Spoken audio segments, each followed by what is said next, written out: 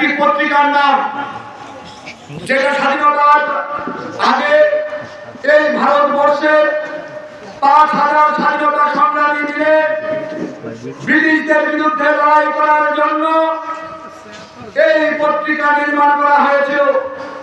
ব্রিটিশরা অনেক চক্রান্ত করেছে এই পত্রিকাকে বন্ধ করে দেওয়ার জন্য, কিন্তু ভারতবর্ষের স্বাধীনতা সংগ্রামীরা সেদিন মাথা নত করেনি। এই পত্রিকা ব্রিটিশদের বিরুদ্ধে এবং এই স্বাধীনতা সংগ্রামকে উজ্জীবিত করার জন্য কাজ করেছে। আমরা দেখতে পেয়েছি 2008 সালে এই পত্রিকাকে চক্রান্ত করে তৎকালীন কংগ্রেস সরকার বন্ধ করে দেওয়া হয়েছে। তার কারণ ন্যাশনাল হেরাল্ডের কোটি কোটি টাকার 2000 কোটি টাকার উপর সম্পত্তির উপর এই কংগ্রেস পরিবারের লুপ চলতেছিল।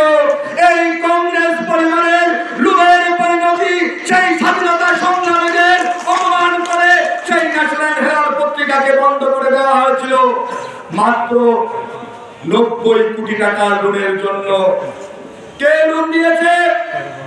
ভারতবর্ষের সংবিধানকে অপমান করে কংগ্রেস পার্টি, একটি পলিটিক্যাল পার্টি, কোনদিন কোন বিজনেস সংস্থাকে লোন দিতে পারে না।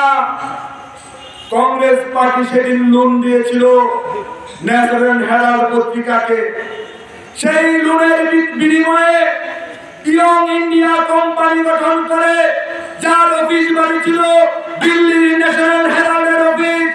এই ইয়ং ইন্ডিয়ার 67% শেয়ার ছিল কংগ্রেস পরিবারের রাহুল গান্ধী আর সোনিয়া গান্ধীর কাছে।